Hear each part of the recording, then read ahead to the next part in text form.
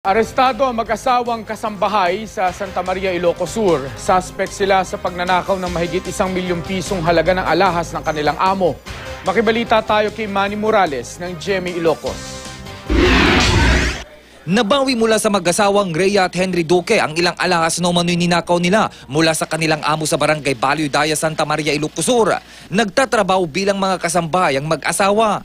Ayon sa kanilang amo, mula noong Agosto, napapansin niyang pakunti ang kanyang mga alahas hanggang nakakuha siya ng pagkakataon kahapon para halugugin ang gamit ng mga sospek. Doon nakita ng amo ang ilan sa kanyang mga alahas at pera. Ipinaresto ng biktima ang mag-asawa na umamin naman sa pulis na sila ang nagnakaw sa mga alahas at iba pang gamit at pera ng kanilang amo.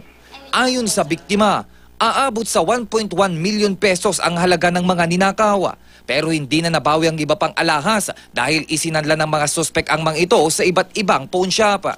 Nakuha pa sa gamit ng mga sospek ang ilang resibo na nagkakahalaga ng 23,000 piso. Tumangging magbigay ng payag sa media ang mag-asawang naaresto. Madamdam at ma'am.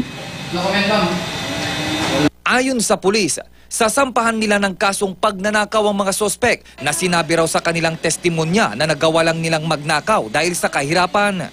Madamaming yar aramidan ti panaka-inquest na dito tao. Tumangging magpaunlak ng panayam sa harap ng kamera ang amo ng mga sospek. Manny Morales, Nagbabalita, Pilipinas.